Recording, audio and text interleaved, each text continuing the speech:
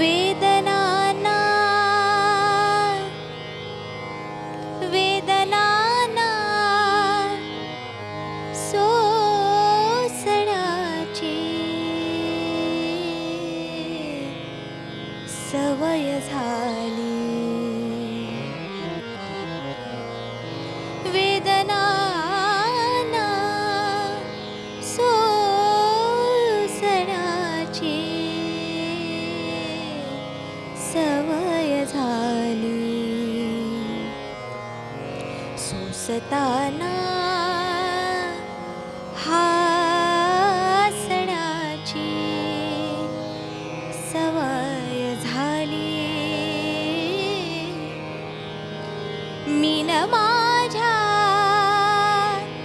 मीन माझ्या आसवांचे लाड केले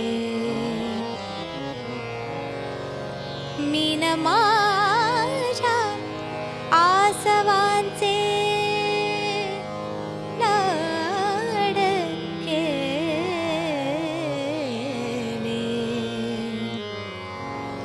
आसवाना बरसण्याची सवय झाली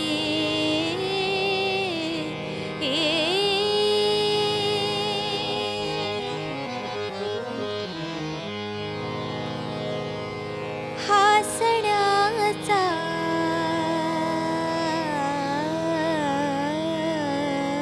खुळा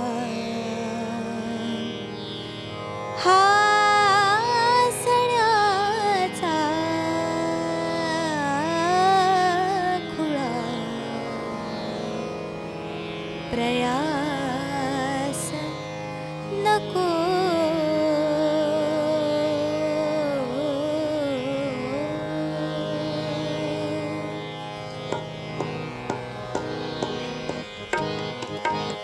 हासण्याचा खुळा प्रयास नको हासण्याचा खुळा प्रयास नको हासण्याचा खुळा प्रयास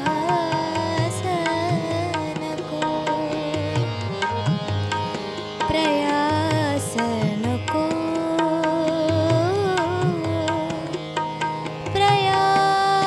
प्रयास नको नको हासण्याचा खुळा प्रयास नको आसवाना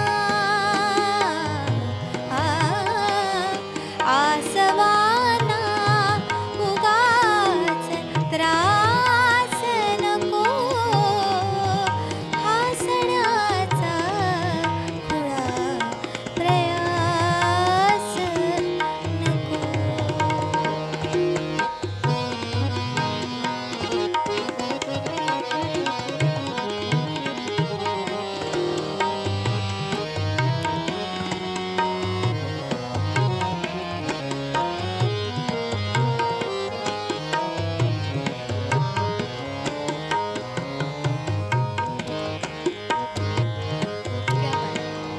मी जरी टाळले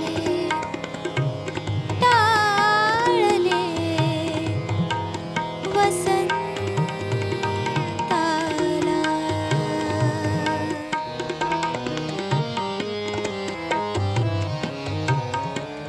मी जरी टाळले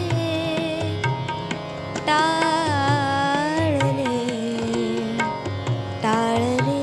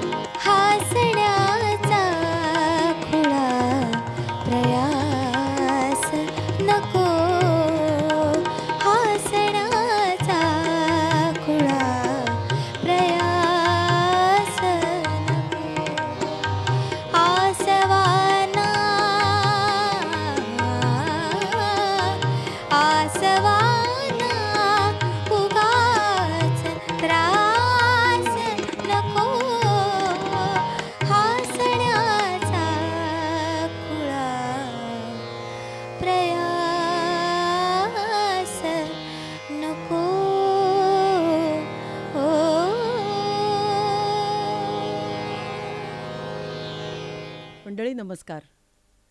आजच्या म्युझिक कहानियाच्या पॉडकास्टमध्ये आत्ता जिनी गोड गळ्यानी आणि गोड दिसण्यानी इतकी सुंदर सुरुवात केली आहेस तू भाग्यश्री.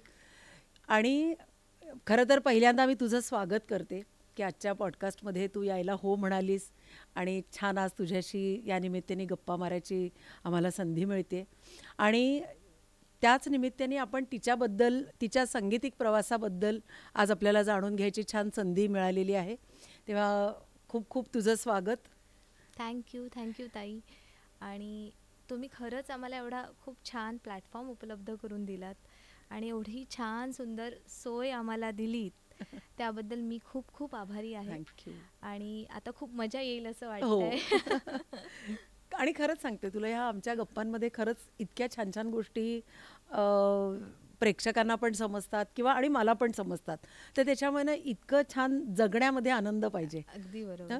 आणि मला तर सगळ्यात पहिल्यांदा तुझी गझल गायली आहेस तर त्याच्याबद्दल आम्हाला थोडं सांगशील का? नक्कीच सांगेन.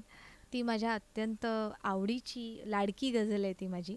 कारण घरात माझ्या एक मला संगीताचा वारसा मिळाला आहे आणि त्याच्यामुळे मी लहानपणी अगदी म्हणजे 2-1 वर्षांची असल्यापासून ही गझल, एस्पेशली ही गझल मी जाम गुणगुणायचे. म्हणजे आई बाबा नेहमी मला ही आठवण सांगतात की हसण्याचा खुळा प्रयास नको, आसवांना उगाच त्रास नको, ही तू नेहमी गुणगुणायचीस. आणि ते कधीतरीच तेव्हाचं गुणगुणणं हे आता असं गळ्यातनं निघतं असं मला वाटतं. तर ही गझल जे याचे शायर आहेत ते आहेत गझलकार राजू जाधव. बरं. आणि त्यांच्या खूप सुंदर सुंदर रचना आहेत. त्यापैकी ही एक खूप सुंदर, म्हणजे त्याचे शेर आणि त्यातला जो अर्थ, बिटवीन द लाईन्स त्याचा अर्थ हे खूपच म्हणजे एका दर्जाचंच आहे. तर म्हणून ती मला एक काव्यात्मक रित्याही मला ती आवडते. आणि बाबांचं संगीत त्याला आहे, बाबांची चाल आहे, तर ती चालही मला फार आवडते. म्हणून मी आज ही गाण्याचा एक धाडस केलं. म्हटलं ह्या गझलेने आपण एक खूपच सुंदर. आणि त्याला जसं आता आपण बघितलंच आहे सगळ्या प्रेक्षकांनी की रमाकांत म्हणजे तुझे मिस्टर, त्यांची इतकी अप्रतिम साथ होती. आणि त्या प्रश्नावरती मी थोड्या वेळाने येणारच आहे की संगीतातली साथ पण छान होती, पण जीवनातली मैफिल कशी रंगते ते पण नंतर मी विचारणार आहे. पण त्याच्या आधी मला हे समजून घ्यायचं आहे की तुझ्या बरोबर एक खूप मोठी संगीताची परंपरा आहे. म्हणजे मला मुद्दाम हे सांगायला आवडेल की आदरणीय भीमरावजी पांचाळे यांची ही सुकन्या आहे. आणि मला असं वाटतं आता हे सांगायची गरज नाही आहे, कारण सगळ्यांना तू त्या निमित्ताने छान माहिती आहेस. तर अर्थात तुला हे नक्की आहे की तुला घरात किती छान वातावरण मिळालेलं आहे, पण ते तुझ्या तोंडून आणि तुझ्या अनुभवातनं आम्हाला ऐकायचं आहे की तुझं लहानपण संगीतातलं कसं होतं. माझं लहानपण आहे ना नुसतं संगीतातच नव्हतं. तर एक तर बाबांचा मित्रपरिवार एवढा मोठा आहे की वेगवेगळ्या स्तरातली, म्हणजे वेगवेगळे अगदी, म्हणजे नुसते संगीतकार नाहीत किंवा नुसते गाणारे नाहीत, तर चित्रकार किंवा साहित्यिक किंवा समाजसुधारक जे असतात, म्हणजे समाजातल्या सगळ्या स्तरातली लोक आमच्या घरी येत जात होती. म्हणजे मी नावं घेईन की म्हणजे वपू काळे किंवा पु ल देशपांडे, म्हणजे यांसारखी मोठी लोक. त्याचबरोबर निळू फुले आजोबा, मी त्यांना आजोबा म्हणते कारण मी अगदी लहान असल्यापासून ते आमच्या घरी यायचे, राहायचे. आणि म्हणजे आई बाबा किंवा बाबांच्या आणि त्यांच्या, म्हणजे ते फार मोठे होते वयाने, पण बाबांचं आणि त्यांचं इतकी छान त्यांची मैत्री होती की ते यायचे. आईला ऑफिसला जायला उशीर व्हायचा तर आईला लसूण वगैरे सोलून द्यायचे. म्हणजे इतकं छान घरात वातावरण होतं. आणि त्यांच्या त्या वैचारिक चर्चा, पुस्तकांवरच्या गप्पा की आज हे पुस्तक आहे, मग ह्या पुस्तकाचं काय, त्या पुस्तकाचं काय, पी.जी. वुडहाऊस वाचलंयस का, वगैरे वगैरे. त्याच्यामुळे नुसतं संगीत नाही तर या सगळ्या काय म्हणतात, या सगळ्या गोष्टींनी मी अशी वेढलेली होती लहानपणी. आणि लहानपणी एकटीच, त्याच्यामुळे थोडेसे लाडही व्हायचे. आणि बाबांबरोबर सतत कार्यक्रमाला जाणं, बाबा कायम घेऊन जायचे. बाबांचं एक असायचं की चला आज जायचं ह्या दौऱ्याला त्या दौऱ्याला, आणि मी जायचे.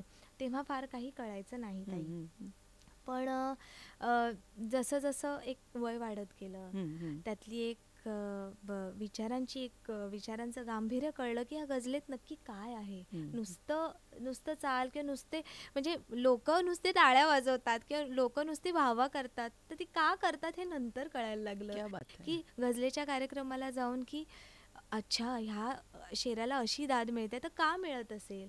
आणि मग त्याचबरोबर बाबांमुळे एक वेगवेगळे अर्थ की एकच शेर आपल्याला एकांगी नाही येतो, तो बहुअंगी आहे, बहुआयामी आहे, त्याला वेगवेगळे अर्थ असतात. तर तुला असं वाचलं पाहिजे, तुला असं केलं पाहिजे जर तुला समजून घ्यायचं असेल तर, तुला वेगवेगळ्या भूमिकात जाऊन त्याला आत्मसात केलं पाहिजे. म्हणजे एका आईच्या भूमिकेतून, एका लहान बाळाच्या भूमिकेतून, एखाद्या शेतकऱ्याच्या भूमिकेतून, सगळ्यांच्या भूमिकेतून तुला समजलं पाहिजे. तर अशी एक लहानपणापासून जडणघडण होत गेली. आणि त्यात मला म्हणजे आई बाबा आहेतच, माझे पहिले गुरु आहेत. बाबांकडनं एक वारसा मिळाला. आई माझी संगीतातच असल्यामुळे आई माझी पंडित चिमोटेंकडे शिकायची. आणि आई बाकायदा म्हणजे शास्त्रीय संगीत म्हणजे शिकायची, गायची आणि सगळं. आणि त्याचबरोबर ती नोकरी करत होती. पण तिचं गाणं थोडंसं मागे पडलं ह्या सगळ्या आमच्या सगळ्या जडणघडणीत खरं तर. पण ती एक असा सोर्स होती की कायम लहानपणी की चल तू कार्यक्रमात चल, माझा एक खाऊचा डबा घ्यायची माझ्यासोबत, मला बसवायची, जसं मी आता माझ्या मुलाला करते, मला बसवायची आणि तू खात बस. पण म्हणजे भीमसेन जोशीजी किंवा किशोरीताई आमोणकर या सगळ्यांच्या कार्यक्रमाला त्यांनी मला लहानपणापासून नेलं. चल चल. एक बाबा होते सोबत, पण बाबा त्यांच्या कार्यक्रमांमध्ये किंवा त्यांच्या दौऱ्यांमध्ये ते इतके बिझी असायचे. नोकरी, त्यांची पण नोकरी होती, पण आईचा एक कटाक्ष असायचा, तू हे शिक, तू इथे चल. तर ती मला कायम असं इथे ने तिथे ने. तर या सगळ्या प्रवासात मला माझ्या पहिल्या गुरु प्रिया आठले भेटल्या, की ज्यांच्याकडे मी विशारदपर्यंतचं शिक्षण केलं, म्हणजे अगदी बेसिक शास्त्रीय संगीत. आणि त्यानंतर मी मास्टर्स MA म्युझिक करत असताना SNDTतून मला अपूर्वा, त्याचा पण मला एक काहीतरी एक किस्सा माहिती आहे. हो, मी नक्की सांगेन ताई तुम्हाला. पण अपूर्वा ताई भेटल्या मला तिथे. अपूर्वा गोखले, ग्वाल्हेर घराण्याच्या गायिका, त्यांच्याकडनं मला तालीम मिळाली. मग मी बोरिवली ठाणे असा एक प्रवास करायचे. आणि मग ह्या माझ्या रस्त्यात मला अजून एक माझ्या छान गुरु भेटल्या, अर्चनाताई कान्हेरे. त्यांच्याकडनं मला नाट्यसंगीत आहे, किराणा घराण्याची तालीम आहे, ती मला मिळाली, की जी मला माझ्या हे सगळ्या गोष्टी आहेत ना, ह्या मला सगळ्या गझलेसाठी खूप उपयोगी आल्या. रागाचं चलन, रागाची शुद्धता, किंवा जसं खासाहेबांचे, मेहदी हसन खासाहेबांच्या गझल्या राग शुद्धता खूप पाळल्या आहेत त्यांनी. तर ते कसं पाळलं, तर ह्या रागाची शुद्धता मला अशी त्यांच्याकडनं मिळते आहे, माझ्या गुरुजींकडनं. आणि त्याचबरोबर मला ठुमरीचं मार्गदर्शन, गझलांचं ठुमरीचं मार्गदर्शन मी शुभाताई जोशींकडनं घेत आहे. तर असा माझा प्रवास सुरू आहे. आणि त्याचबरोबर घरी गाणं असतं, पूर्वी होतं, आता लग्नानंतरही घरी गाणंच आहे. त्याच्यामुळे एक वेगळं काही वातावरण असं माझं बदललं नाही. संगीतातच, संगीतिक वातावरणातच मी आहे. आणि तो जो तुझा किस्सा होता की तू तिथे ऍडमिशन घ्यायला गेलीस आणि तुला काहीतरी वेगळ्या विषयात काहीतरी करायचं होतं ना. खरं तर मला म्हणजे मारतील सगळी लोक, मी असं बोलायला नको, पण खरं ते मी सांगते तुम्हाला की माझ्या आईबाबांनी कधी अशी बळजबरी केली नाही की तू हेच कर, तू संगीतातच काहीतरी कर, किंवा तुला हेच आलं पाहिजे, किंवा आम्ही करतोय तर तूही ते लेगसी पुढे वगैरे, असं काहीच कधी त्यांनी मला सांगितलं नाही. तर मला मी रुईयामधनं माझं बॅचलर्स झालं फिलॉसॉफीमध्ये. आणि मला पण तेव्हा म्युझिक हा सब्जेक्ट नव्हता. म्युझिक म्हणजे मी शिकत होते विशारद वगैरे आपलं ते, आणि स्पर्धा म्हणजे कॉलेजमध्ये म्युझिक हा सब्जेक्ट नव्हता. नाही खूप असं मी त्याच्यात नव्हते. असं स्पर्धांना वगैरे जायचे, म्हणजे दादर माटुंगा कल्चरल सेंटरच्या त्या काळी अजूनही असतात त्या भावगीताची किंवा अजून सुगम किंवा शास्त्रीय अशा मी ह्याला जात होते. सुगम किंवा भावगीताला जास्त मी जायचे. तर ते माझं सुरू होतं, पण फुल फ्लेश त्याच्यात काहीतरी करायचं हे कधीच डोक्यात नव्हतं. आणि मला MBA HR करायचं होतं, म्हणजे मी अगदी ठरवलं होतं की मला हेच करायचंय आणि मला UK ला जायचंय. हे मी असं लहानपणी असं ठरवलं होतं की मला हे करायचंच आहे. आणि आई म्हणाली ठीक आहे तू कर, काही हरकत नाही.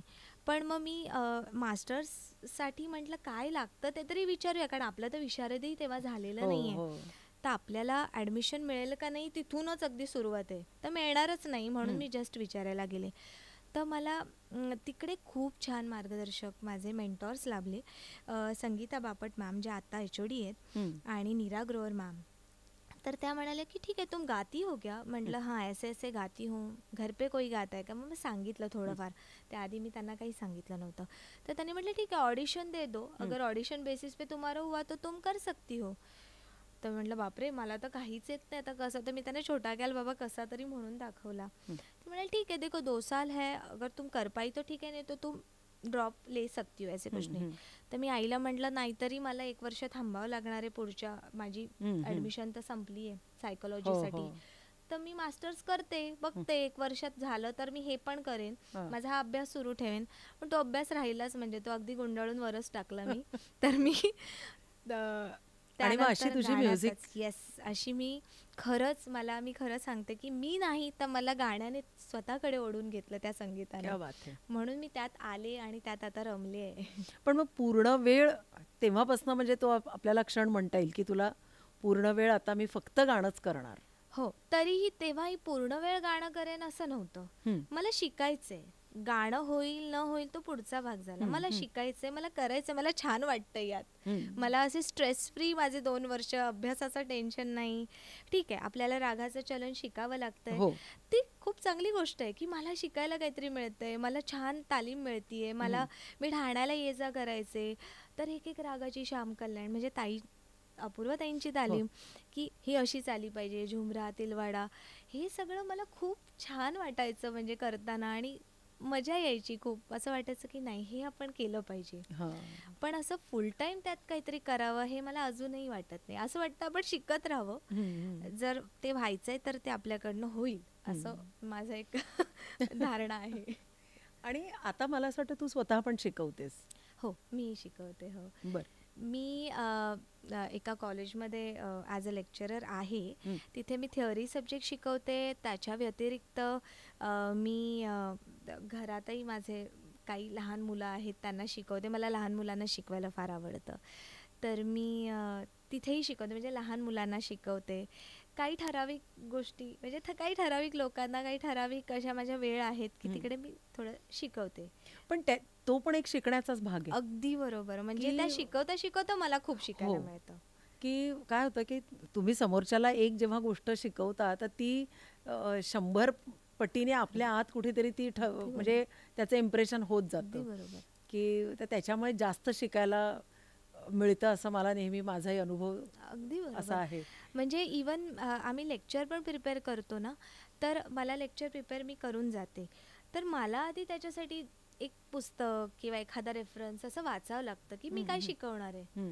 मला जर 4 प्रश्न विचारले तर मला उत्तरं देता येत आहेत का, किंवा मी काय उत्तरं द्यावी की ज्याने समोरच्याचं मन सॅटिस्फाईड होईल की हां मला ह्या बाईने व्यवस्थित सांगितलेलं आहे. कारण इंटरनेटवर आजकाल सगळंच अवेलेबल आहे, सगळं तुम्हाला 1 क्लिक मिळतंय. पण मग मी काय वेगळं सांगू शकते याचा माझा थोडंसं. आणि एक्झॅक्टली मला तुला तेच विचारायचं होतं की हल्ली इंटरनेटवरती सगळ्या गोष्टी तिकडे अगदी हात जोडून तुमच्यासाठी उभ्या आहेत. पण शेवटी घरातनं जी आपल्याला एक लेगसी मिळालेली आहे की ज्या गोष्टींचं वातावरण तुला मिळालेलं आहे, तर त्या गोष्टी तू पारखून जेव्हा स्वतः समोरच्याला सांगतेस तर त्याचा इम्पॅक्ट काहीतरी वेगळा पडतो. नाही, आपल्याला थोडेसे आईबाबांचे अनुभव असतात किंवा आपल्याला या प्रवासात भेटलेल्या लोकांचे काही अनुभव असतात. मी फार वयाने लहान आहे, मला काय अनुभव आहे, प्रवास आहे असं मी खरं तर म्हणूच शकत नाही. पण जी काही लोकं भेटली आयुष्यात, भेटतायत, त्याने मी शिकतच गेले कायम. म्हणजे निळू फुले आजोबा घरी यायचे, काय मला तेव्हा आठवत नाही त्यांच्या गप्पा काय असतील, पण त्या कानावर पडत होत्या कुठे ना कुठेतरी. आपण म्हणतो ना एक अपलोडिंग होत होतं तेव्हापासून कुठेतरी. तर त्याचा फायदा मला आता होतो की तेव्हा त्या गप्पा गोष्टी ऐकलेल्या, त्या वैचारिक गोष्टी ऐकलेल्या, त्याचा कुठेतरी इम्पॅक्ट होतो की स्वतःचं एक मत बनतं की हे चुकीचंच आहे, तर ठीक आहे हे मला पटत नाही, तर का पटत नाही ते याचं कारण मी देऊ शकते कोणाला. तर असं हे मला गाण्यातही त्याचा उपयोग झाला खूप जास्त. की जेव्हा मी गझल गायची ठरवली, एस्पेशली मराठी गझल, तेव्हा किती अर्थ, म्हणजे ती नुसती शब्दप्रधान नाही आहे, तर ती आशयप्रधान आहे. त्या पलीकडे जाऊन आपल्याला, आशयाच्या पलीकडे जाऊन आपल्याला अनेक आशयाची दालनं उघडी करून देते. तर मला त्या गोष्टीबद्दल, किती त्या विधेबद्दल खूप माहीत असणं गरजेचं आहे. तर that actually path leads me to PhD actually. मग ते पुढे मी त्याच्यात एक वेगळी वाट निवडली आणि मी PhD पुढे केली. बरं, मग PhD तुझी कुठल्या सब्जेक्टमध्ये आणि काय विषय होता तुझा? माझ्या PhDचा विषय फार मोठा आहे, मी तो नाही सांगत, पण एक थोडक्यात सांगते की विविध शैली, गझल गायकांच्या विविध शैली हा माझ्या थिसिसचा विषय होता. आणि 2023 मध्ये मला PhD अवॉर्ड झाली. मुंबई युनिव्हर्सिटीतून PhD केली. आणि मला गझलेविषयी थोडंसं होतं की आपल्याला, ठीक आहे, आपल्याला माहीत नाही आहे एवढं, तर आपण त्यानिमित्ताने आपल्याला वाचन होईल, आपल्याला 4 गोष्टी कळतील, त्याच्यातली म्हणजे इतिहास म्हणा किंवा त्याचा आकृतिबंध काय असतो हे कळेल. एक गझल गायिका म्हणून मला ते माहीत असणं गरजेचं आहे असं वाटलं. तर तो अभ्यास माझ्या कामी आला. त्याचबरोबर मी गझल गाताना, जसं मी बाबा मगाशी सांगितलं की ते कसं काव्य आहे समजून तू गायलीस तर तुला जास्त समजेल, गाता येईल, तुला पेश करता येईल, तुला सांगता येईल लोकांना. तर त्याबद्दलचा विचार माझा वाढला त्यामुळे. आणि तसा माझा प्रयत्न नेहमीच सुरू असतो ताई, आणि अजूनही सुरू आहे. आता इथेही गाताना माझ्या डोक्यात ते सुरू होतं की काय गाऊ, कसं गाऊ, किती सिम्पल गाऊ, की लोकांना ते अर्थ कळेल त्याचा. बरोबर आहे. आणि शेवटी गझल म्हणजे काय, हा एक संवाद आहे. संवाद, आणि तो प्रत्येक रसिकाला असं वाटलं पाहिजे की हे फक्त माझ्यासाठी. एक्झॅक्टली. आणि बाबांची पण शैली मी बघितली आहे, कुठेही ती जी गझल आहे ती सुगम संगीताकडे जात नाही. म्हणजे तेवढ्याला तेवढं नसतं, चौकटीतलं नाहीये ते. म्हणजे प्रत्येक शेर, प्रत्येक शब्द किती छान पद्धतीने रसिकांपर्यंत तो पोचतो. त्याच्यामुळे मला असं वाटतं त्यांची ती जी फेमस गझल आहे अंदाज, ती मला असं वाटतं लोकांना त्याची पारायणं झालेली असतील त्याची. कारण कसं आहे की गझल आहे ना, म्हणजे गझलचा शेर, म्हणजे आता एखादी आपण कविता घेतली तर ती एक संपूर्ण कविता, एक 8-10 त्याच्या 10 ओळी असतात किंवा 10 त्याची कडवी असतात, तर ती एक विषय आपल्याला सांगत असते. पण गझलेचा प्रत्येक शेर हा वेगवेगळी गोष्ट ती एक स्वतंत्र कविता असते. म्हणजे ती एवढी परिपूर्ण आहे, त्या 2 ओळी स्वतःच एवढ्या परिपूर्ण आहेत, एवढ्या अर्थपूर्ण आहेत की म्हणून तिला आपण कवितांची कविता म्हणतो. की एवढी ती आपल्याला पूर्ण समग्र, ती एक ओळ, म्हणजे एखादा शेर आपल्याला प्रेमावर असेल तर दुसरा शेर ह्या समाजातल्या काही विविध घटकांवर असेल, अशी ती पूर्ण व्याप्त असलेली ही विधा आहे. तर त्यामुळे ती गाताना विचार करणं किती गरजेचं आहे आपल्याला. म्हणजे आपण अगदी सरळ सरळ गाऊन नाही चालणार ती, म्हणजे ती पोचणार नाही पोचणार म्हणून. आणि मला तुला इथे हेच विचारायचंय की बरेचसे म्हणजे नंतरच्या काही ज्या गझला आहेत, म्हणजे बाबांच्या गझलाचा एक बाज वेगळा आहे आणि बाकी बरेच ठिकाणी आता आपण असे ऐकतो की सुगम संगीताप्रमाणे अशी नुसती एक साचेबद्ध अशी एखादी गझल असते, किंवा काही लोकांना ती किती मी अवघड पद्धतीने गाऊ किंवा मी काहीतरी त्याचं युनिक काहीतरी वेगवेगळे परमिटेशन कॉम्बिनेशन स्वरांचे करून आणि ती पेश करू, त्याच्यापेक्षा जो गझलेला जो सोपेपणा आहे ना. अगदी बरोबर. कारण ताई कसं आहे की ते काव्य एकतर तुम्हाला भावलं ना, ते काव्य तुम्हाला जेव्हा भावलं ना, स्फुरलं की तुम्ही ती पेश करू शकता. म्हणजे आता एक साधं उदाहरण म्हणजे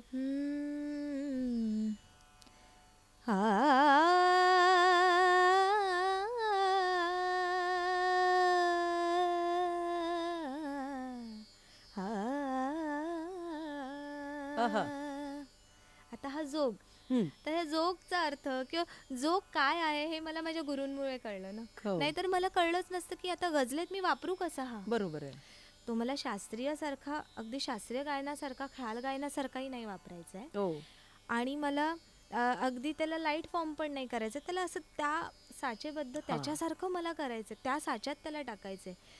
तर याचा मला खूप उपयोग झाला या शास्त्रीय गायनाचा, आणि अजूनही होतोय की हे सगळे मला असे काय म्हणतात क्लूज आहेत हे माझ्यासाठी, की हे असे जा, हा रस्ता आहे, तो रस्ता, असे अनेक रस्ते उघडले आणि ह्या शब्दांना कशी मी ट्रीटमेंट देऊ शकते ह्या जोगच्या साहाय्याने, हे मला कळलं. तर जसं आपण एखादी गोष्ट म्हणजे आपण एखादी लावणी ही अभंगासारखी गात नाही, एखादा अभंग आपण फिल्म म्युझिक सारखा गात नाही, बरोबर आहे.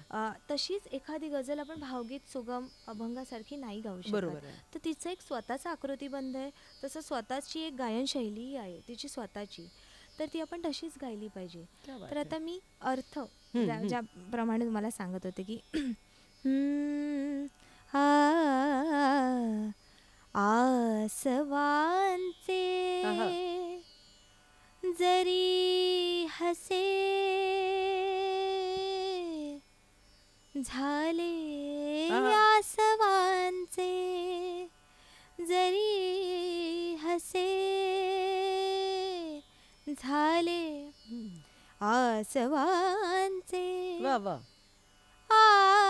आसवांचे आसवांचे आसवांचे जरी हसे हसे झाले. आता तुम्ही रेंगाळलात ना की पुढची ओळ शब्द इतका मस्त पडतोय तो. नाही, आता तुम्ही रेंगाळलात की अरे पुढे म्हण ना, आता बास झालं, पुढची ओळ काय आहे, जी पंचलाईन आहे ती पुढची ओळ आहे. दुसरा जो आपला सानी मिश्रा ही पुढची ओळ महत्वाची आहे. पण हा सानी मिश्राही म्हणत का नाही आहे असं जेव्हा मला कळलं की आता रसिक बास, आता खूप झाली यांची, खूप ताणून धरलं, आता पुढची ओळ म्हटली पाहिजे. ती उत्सुकता ताणून धरणं आणि तिथपर्यंत पोहोचवणं. आसवांचे जरी हसे झाले, हे तुला तुला हे तुला पाहिजे तसे झाले, आसवांचे. क्या बात है. हे तुला पाहिजे तसं झालं ना, ह्याच्यात राग पण आहे, ह्याच्यात मी जोक कसा वापरू. खट्याळ भाव जो आहे ना, हे तुला जे पाहिजे ते झालं ना, आता तुला पाहिजे तसं, म्हणून हे तुला आधी राग पण आहे, तुला हे तुला पाहिजे तसे झाले, आसवांचे. क्या बात है. आसवांचे जरी हसे झाले, हे तुला पाहिजे तसे झाले. म्हणजे इतकं, म्हणजे सुरेश भट साहेबांची गझल आहे ही, एक काव्यच हे वेगळे.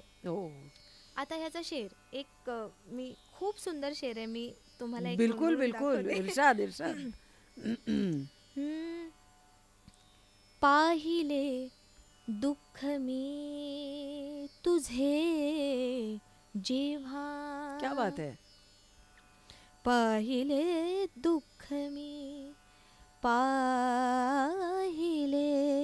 पाहिले पाहिले दुःख मी तुझे तुझे जेव्हा जेव्हा. काय झालं असेल, पाहिले मी तुझं दुःख जेव्हा बघितलं तेव्हा काय झालं असेल माझ्या आयुष्यात. तुमच्या डोक्यात हा विचार सुरू झाला की काय झालं असेल. हिने दुःख बघितलं, कदाचित हिला रडू आलं असेल, कदाचित हिला आनंदही झाला असेल, कदाचित असं वाटत असेल आपण सांत्वन करू त्याचं जाऊन, असे वेगवेगळे विचार आले.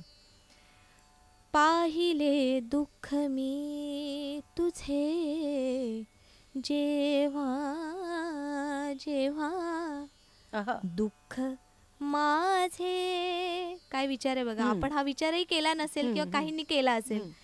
दुःख माझे पाहिले दुःख मी तुझे जेव्हा, दुःख माझे लहानसे झाले. क्या बात है. दुःख माझे लहानसे झाले, हे तुला पाहिजे तसे झाले, आसवांचे. क्या बात है. म्हणजे सॉरी या बोलण्याच्या नादात हे सगळं नाही अगं इतकं छान. आणि ना ही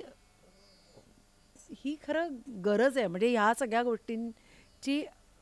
म्हणजे मला त्याच्यावरनं इतकं छान वाटतंय की वडील पण मला नेहमी सांगायचे गझल ही वृत्ती असली पाहिजे. वृत्ती आहे म्हणजे याच्यावर झोकून देण्याची वृत्ती पाहिजे. एक्झॅक्टली. आणि याच्यावर एक खूप सुंदर वाक्य आहे की गझल ही वृत्त नाही तर ही वृत्ती आहे आणि त्यात एक सूक्ष्म निवृत्ती आहे. क्या बात, असं पुलंनी म्हटलंय हो गझलेबद्दल. तर खरंच आहे ते नुसतं वृत्त नाही, ती खरंच वृत्ती आहे आणि तुम्हाला त्यात झोकून द्यावं लागतं. झोकून दिल्याशिवाय समजतच नाही. आणि वडील पण मला नेहमी सांगायचे असं की ती गझल जी आहे ना ती तुमची त्या वेळापुरतं तुमचं ते आयुष्य आहे आणि ते तुमच्या चेहऱ्यावरती पण दिसलं पाहिजे. अगदी बरोबर. म्हणजे तो परकाया प्रवेश आहे. म्हणजे बाबा नेहमी म्हणतात की हा परकाया प्रवेश आहे, तुला त्या क्षणासाठी तुला दुःखी व्हावं लागेल. की पाहिलं दुःख जेव्हा तुझं दुःख पाहिलं ना तेव्हा काय झालं माहितीये, माझं दुःख लहान झालं रे. म्हणजे मी माझ्या दुःखाचा एवढा गवगवा करत होते, मला हेच आहे, माझं तेच आहे आयुष्यात, मला हेच मिळत नाही, तेच मिळत नाही. पण जेव्हा मी समोरच्याचं दुःख बघितलं ते केवढं मोठं आहे, पर्वत एवढं, माझं काहीच नाही त्याच्यासमोर. त्याच्यामुळे नेहमी आपण दुसऱ्यांकडे बघून जगा, दुसऱ्यांच्या दुःखाकडे, की आपण किती सुखी आहोत आपल्याला कळतं. बरोबर आहे, बरोबर आहे. आणि त्याच्यामुळे काय होतं माहितीये का, म्हणजे मला असं वाटतं की आपण माणूस म्हणून पण खूप चांगले म्हणजे चांगला किंवा त्या दृष्टीने आपला विचार पण खूप आधीपासून सुरू होतो असं मला नेहमी वाटतं. की आणि गझल ही नेहमी तसंच सांगते की आता एक शेर मला आठवतोय की सुनील तांबे आपले गझलकार आहेत, नवी मुंबईचे आहेत. ते खूप सुंदर त्यांनी लिहिले की गझल म्हणजे नक्की काय. तर श्वास गझल, निश्वास गझल. बरं. श्वास गझल, निश्वास गझल, जगण्याचा विश्वास गझल. क्या बात है, वा वा. द्वेषाची दुनिया बदले, द्वेषाची दुनिया बदले, माणुसकीचा ध्यास गझल. क्या बात है. म्हणजे आपल्याला माणूस म्हणून जगायला शिकवते, आपल्याला सामाजिक गोष्टींचं भान देते. नुसतं प्रेम, नुसतं शराब, नुसती साकी याच्याशी निगडीत नुसती गझल आता राहिली नाही. खरंच आहे. तर त्याच्या पलीकडे गेलेली आहे. कारण प्रेम, विरह, मग प्रेम आलं की विरह आलं, दुःख आलं, मग शराब आलं, साकी आलं, ते सगळं आलं, आशुक माशुक. तर तो त्याचा स्थायीभाव आहे, तो कुठेही जाणार नाही आणि तो गेला पण नाही पाहिजे, कारण तो त्याचा स्थायीभाव आहे. त्याच्यामुळे गझल आली. पण आता अहमद फराज आहेत किंवा आत्ताचे जे शायर आहेत, राहत इंदोरी साहेब आहेत किंवा सुरेश भटांनी लिहिलं, त्याच्यानंतर राजू जाधव लिहितात, असे अनेक शायर आहेत की ज्यांनी समाजाच्या विविध घटकांवर लिहिलं. जसं बाबा गझल गातात, नेहमी आवर्जून गातात, गरीबाच्या लग्नाला नवरी गोरी काय काळी काय. एके शेख साहेबांची गझल. गरीबाच्या लग्नाला नवरी गोरी काय काळी काय, महागाईने पिचलेल्यांना होळी काय दिवाळी काय. क्या बात आहे. म्हणजे हे सामाजिक आशा आला पाहिजे ना आपल्या जगण्यातला. आपण नेहमी काही खूप छान छान जगतो असं नाही, किंवा नुसतं छान छानच आपण लोकांपर्यंत दाखवलं पाहिजे असं नाही. ही पण एक अशी बाजू आहे, एक दुर्मिळ बाजू असेल लोकांच्या आयुष्यात. काही काही खूप सुखवस्तू राहिलेल्या आहेत, पण ही दुःखाची जी बाजू आहे त्याचा आरसा आहे ना ही गझल. त्यामुळे ते आपण दाखवलं पाहिजे. काव्यच दाखवू शकतं, तर हे काव्य असं आपल्याला दाखवतं. क्या बात आहे. आणि तुला मी सांगते की म्हणजे म्युझिक कहाण्या जेव्हा आम्ही सुरू केलं ना, तर त्याच्या पण मागचा हा उद्देश हाच होता की प्रत्येक आर्टिस्ट तयार होताना कुठेतरी आपण धडपडतो, कुठेतरी आपण चुकतो, कारण शेवटी एका दिशेचा आपला हा प्रवास आहे. तर त्या सगळ्या गोष्टी, आणि आयुष्यामध्ये कधीही रोजी पिक्चर कधीच कोणाच्या नसतं की सगळं छान गोडी गुलाबी आहे. म्हणजे जसं आपण नेहमी म्हणतो ना की बदक जसं पाण्यावर असं शांत तरंगताना दिसतं, पण आत किती पाय मारतं हे कळत नाही. एक्झॅक्टली. तर आपणही प्रत्येक जण आपापल्या आयुष्यामध्ये गाण्याच्यासाठी किंवा आपल्या दिशेने काहीतरी प्रयत्न सतत करत असतो. म्हणजे आणि ते प्रयत्न रसिकांच्या समोर यावेत. म्हणजे मला असं वाटतं की अशी चर्चा आपण आतापर्यंत कधीच केली नव्हती की मी फक्त तुला सोशल मीडियावरती गाताना बघायची आणि तेव्हा असं किती सुंदर गातेय, पण त्याच्यातनं कळत होतं की तुझा काहीतरी खूप छान विचार त्याच्या मागे आहे.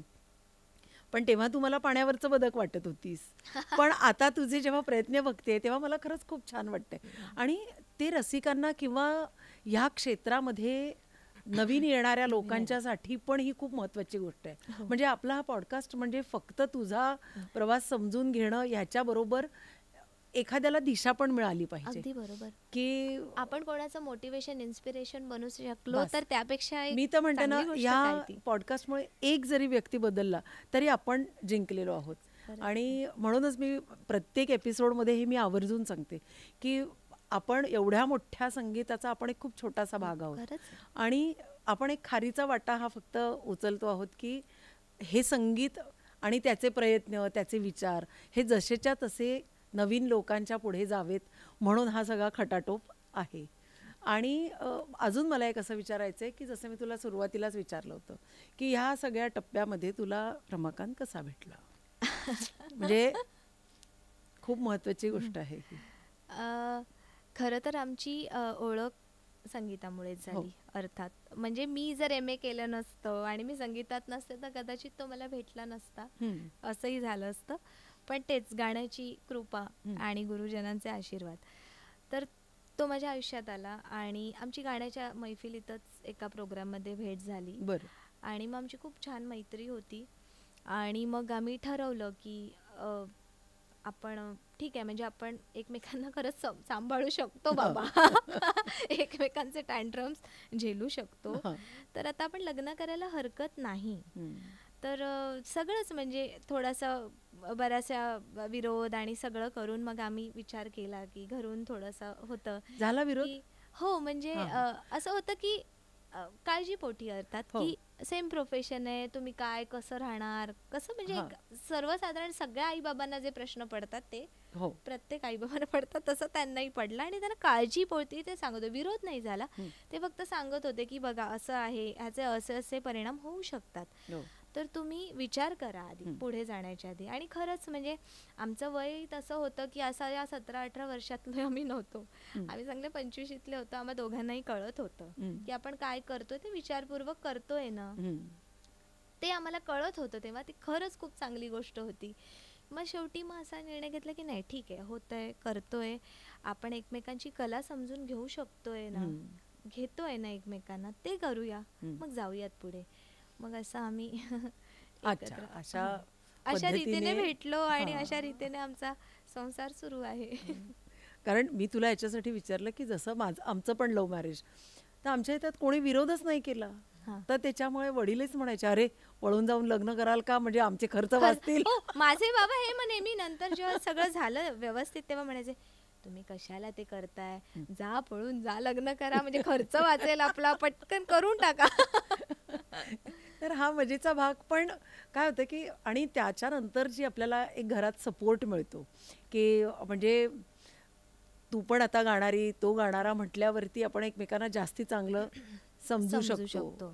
हो, ॲक्च्युली नुसतं गाणारं असून नसतं, म्हणजे कदाचित इथे दुसरं कोणी असतं आयुष्यात जो दुसऱ्या प्रोफेशनमध्ये किंवा आणि समजा त्या व्यक्तीमध्ये तो समजण्याचा गुणच नसता, बरोबर, तर ती व्यक्ती ऍडजस्ट होऊ शकली नसती माझ्याशी किंवा मी त्याच्याशी.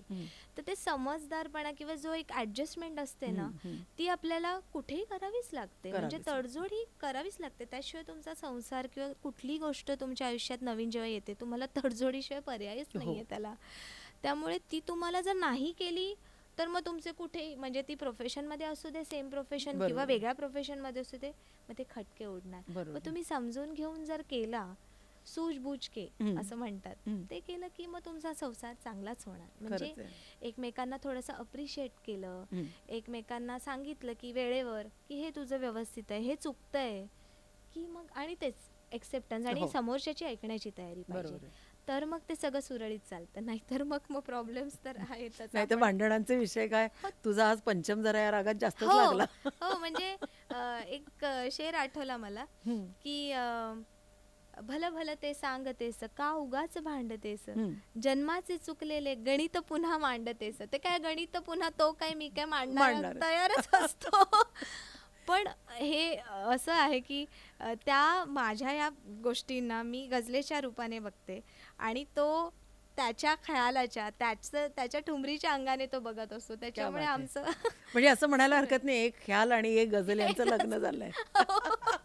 हो, म्हणजे त्याचा एक वेगळा अभ्यास आहे, त्याची एक वेगळी मास्टरी आहे त्याच्या आवाजावरची, त्याचा एक वेगळा विचार त्याने डेव्हलप केला आहे.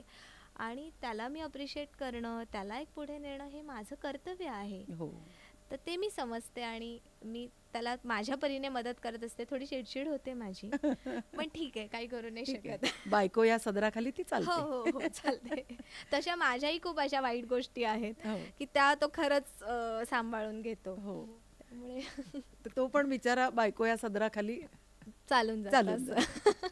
बरं, मला आता सांग की कार्यक्रम आता तू करते आहेस सगळीकडे, तर तुला कार्यक्रमाचा काय एखादा काहीतरी असा मजेदार किंवा एखादा असा काहीतरी छान अनुभव की त्या कार्यक्रमाचा अनुभव आपल्या डोक्यावरती खूप असा छापला गेलेला असतो? असे खूप कार्यक्रम आहेत ताई, खरं सांगू का. कारण मी आता जेव्हापासून बाबांसोबत कार्यक्रम करायला सुरुवात केली तर मला खूप छान अशा संमिश्र कमेंट्स येतात की एक कमेंट मला नेहमी येते की तू अगदी बाबांसारखी गातेस, तू अगदी सेम, म्हणजे खूप छान वाटतं. तर काही कमेंट्स येतात की आता तू थोडंसं वेगळं केलं पाहिजे. तर अशाही कमेंट्स येतात की तू तू तू बाबांसारखी गातेस पण तू वेगळं गातेस. आणि मी खरंच, माझा जो तिसरा जो असतो ना, ते सांगणारी लोक थोडी कमी आहेत, पण ती लोक आहेत की तू गातेस पण तू तुझंही गातेस, हे सांगणारी लोक आहेत. तर मला त्यात खूप आनंद वाटतो, कारण खरंच माझा हा प्रयत्न असतो की बाबांनी एका लेवलवर काम करूनच ठेवलंय. ते म्हणजे त्यांचं अर्ध आयुष्य तर मराठी गझल एस्टॅब्लिश करण्यात गेली. आज 52 वर्ष झाली आहेत बाबांना, बाबा केवळ मराठी गझल गात आहेत. हे 52वं वर्ष सुरू आहे. तर एक सातत्याने ती गोष्ट गाणं, त्याच्यासाठी वेगवेगळे कार्यशाळा घेणं, गझलकार तयार करणं, मदत करणं वेळोवेळी, कशाचंही अपेक्षा न करता पैशांची, नुसतं झोकून देणं, म्हणजे प्रचार आणि प्रसाराचं काम जे बाबांनी केलं, खूप मोठं काम आहे. तर ती खरंच एक खूप मोठं एक ओझं माझ्या पाठीवर आहेच, पण एक बाबांनी करून ठेवलंय एक त्यांचं. तर ते काम मी पुढे कसं नेईन हे माझ्या पद्धतीनेच मी करू शकतो. बरोबर. जर मला खूप टेन्शन यायचं तर मी एकदा रमाकांतशी बोलले की हे मला खूप टेन्शन आहे रे, बापरे, हे कसं करणार. हे बघ, तुला टेन्शन घ्यायची गरज नाही. त्याने पहिलं मला हे सांगितलं, तू वेगळं, तू एक स्वतंत्र इंडिव्हिज्युअल आहेस, तू इंडिव्हिज्युअल आहेस, तू स्वतंत्र आहेस, तुला स्वतःचे विचार आहेत, तू स्वतःच्या विचारांनी त्याच्यावर काम कर. तू जर असा विचार करशील की मला हे बाबांचं काम पुढे न्यायचं, आता मी कसं करू, तर तुझ्याने होणार नाही. तुला टेन्शन येईल, तू काहीच करू शकणार नाही. कशाला टेन्शन घेतेस, तुझ्या पद्धतीने, कासवाच्या गतीने का होईना, पण तू प्रयत्न कर. असा विचार नको करूस की मी कसं करू, कारण एका खरंच मोठ्या वृक्षाखाली छोटी छोटी झाडं नाही राहू शकत, तसंच आहे. पण जर त्या झाडांनी ठरवलं की नाही मला करायचं, तर दोन्ही झाडं व्यवस्थित राहू शकतात. ते आपल्यावर असतं की आपण त्या गोष्टीला कसे घेतो. टीका होणं किंवा काही आपल्यावर ते होतच असतं आणि ते भागच आहे आयुष्याचा. त्यामुळे तो एक्सेप्ट कर आणि तू पुढे जा. हे मला तो नेहमी सांगत असतो की तू नाही, मी आहेच तुझ्यासोबत, तू कर, फक्त तू प्रामाणिक प्रयत्न कर. आणि हेच सांगणं बाबांचंही असतं की काही करा, म्हणजे तू बोलताना पण 100 वेळा विचार कर, कारण उद्या तुझ्याकडे एक ऑथॉरिटी म्हणून बघणार की अरे ही गझलेबद्दल हे सांगते, तर हिच्याकडे खरंच ते नॉलेज आहे का. म्हणून हा अट्टास की PhD करूयात की आपल्याला त्या निमित्ताने 50 पुस्तकं आपल्या डोळ्याखालून जातील, आपल्याला कळेल, लोकांचे इंटरव्ह्यू घेताना आपल्याला थोडंसं नॉलेज मिळेल की त्यांचे काय विचार होते एका गझलकाराचे, एका गायकाचे. आणि या PhDच्या निमित्ताने मला खरंच वेगवेगळ्या गायकांकडे जाऊन मला त्यांचे इंटरव्ह्यूज घेता आले. अरे वा. त्याच्यामध्ये एक मी नाव घेईन, सॉरी, एक वेगळा पाटा मी फोडला, की मधुरानी फैजाबादीजींना मी जाऊन भेटले. अच्छा. त्यांच्याकडनं मला गायडन्स मिळालं की त्यांचं एक वेगळीच स्वतःची गायनशैली त्यांनी निर्माण केली ना, ती कोणासारखी, म्हणजे कोणाचा छाप आहे त्यावर, तर ती कशी केली किंवा त्यांचा विचार काय होता त्या गझल गाण्यामागे, हे मला त्याच्यामुळे कळलं. कारण एक प्रमाण आपण नाही म्हणू शकत. मला आवडतं, तर मला खासाहेबांचं, मेहदी हसन खासाहेबांचं, गुलाम अली खासाहेबांचं आवडतं, म्हणून मी त्याला प्रमाण नाही धरू शकत. बरोबर. कदाचित तुम्हाला जगजीत सिंग खूप आवडत असतील, तुमच्यासाठी ते देव असतील, तर मला तेही आवडलं पाहिजे, त्याचाही मी विचार केला पाहिजे. तर एक पूर्ण असं एक माझं थिसिसमध्ये असावं आणि मलाही सगळ्या गझल गायकींच्या शैली कळाव्यात, हा माझा अट्टास होता की मी एकांगी राहू नये की मराठी गझलमध्ये मी हेच करणार नाही. वेगळे वेगळे विचार काय हे जर मी इम्प्लिमेंट केले, तर ती माझी गायकी थोडीशी फुलेल ना आणि वेगळी होईल. जी एस्टॅब्लिश गायकी बाबांची आहे त्यापेक्षा थोडीशी वेगळी होईल. तर त्याला एक साथ म्हणा माझ्या गुरुजींची आहेच. पण रमाकांतचं एक किंवा बाबा पण पतियाळा घराण्याचे, त्यांनाही तालीम होती. त्यांची एक 12-15 वर्ष त्यांनी तालीम घेतली त्यांच्या गुरुजींकडे. रमाकांतचंही तेच घराणं आहे, किराणा, पतियाळा.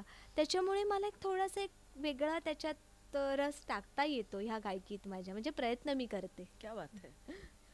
मला आणखीन एका गोष्टीची क्युरियोसिटी आहे की तुझा एवढा दांडगा छान अभ्यास आहे, तर तुला पण कधी काही रचना वगैरे सुचल्या आहेत का? मी लिहित नाही, पण मी कंपोज करते. क्या बात आहे. म्हणजे दांडगा वगैरे अभ्यास नाही आहे ताई, पण थोडंफार एक प्रयत्न करते अभ्यास करण्याचा किंवा सांगण्याचा, जे काही मला येतं. पण मग तुझ्या काही रचना ऐकवशील का एखादी? एक मी तुम्हाला त्याचा एक शेर ऐकवते, एक मतला.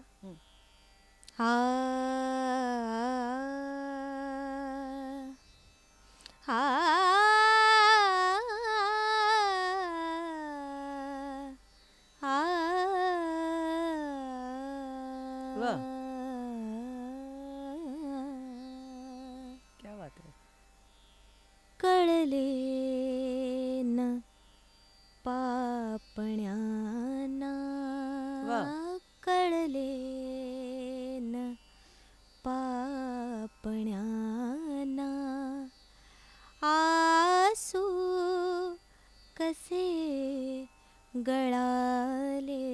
क्या बात आहे. कळले न पापण्याना, आसू कसे गळाले. हृदयात फक्त माझ्या, हृदयात फक्त माझ्या, काही ठसे मिळाले. क्या बात आहे. वा वा. कळले न पापण्याना, आसू कसे कसे गळाले. क्या बात आहे. क्या बात आहे. वा, खूपच सुंदर ग, खूपच सुंदर. म्हणजे आता हे ऐकल्यावरती अजून इच्छा होतीये की अशा तुझ्या रचना पण अजून ऐकायला हव्यात. तर मला असं म्हणायचं आहे की आज इतक्या छान गप्पा आपल्या झाल्या आहेत आणि स्पेशली गझलांच्या बद्दल तू एवढ्या सुंदर गोष्टी सांगितल्यास. मला असं वाटतं त्या रसिकांना नक्कीच आवडल्या असतील आणि तुझे विचार जे तू इतक्या लोकांकडून गोळा केलेल्या काही ज्या गोष्टी आहेत, अर्थात त्या इतक्या कमी वेळात सादर करणं शक्य नाहीये. आपण त्याच्यासाठी स्पेशली भेटूयात नक्की, कारण मला खरंच या गझलेबद्दल सांगायला आवडेल की काय असते गझल, किंवा एखाद्याला समजा शिकायची आहे, म्हणजे गाणं नाही तर लिहिणं पण, तर मी थोडंफार सांगू शकते. किंवा बाबा आहेत किंवा असे आपल्याकडे सोर्सेस आहेत की जे खरंच त्या व्यक्तीला मदत करू शकतात. कारण खरंच हे मिशन आहे आमच्यासाठी आणि आम्हाला ती अशी घराघरापर्यंत गझल पोचवायची आहे. आणि आज खरंच ह्या गझलमय आपल्या गप्पा झाल्या आणि मला खूप छान वाटतंय तुम्ही त्याच्यामुळे तुझं खरंच खूप खूप थँक्यू. आणि आपण एकदा खास तुझी इथे गझलांची मैफिल करूया आणि त्यासाठी आपण परत भेटूया. तर रसिक हो, आज आपण हिच्या भाग्यश्रीशी इतक्या छान गप्पा झाल्यात, तेव्हा पुढच्या एका एपिसोडमध्ये नवीन एका छान गुणी आर्टिस्ट बरोबर आपण परत भेटूया. आणि आपला हा एपिसोड तुम्ही सगळ्या लोकांपर्यंत पोहोचवा, त्यासाठी तुम्ही लाईक, शेअर आणि सबस्क्राईब करा. हे खूप महत्त्वाचं आहे. परत भेटूया. नमस्कार. थँक्यू.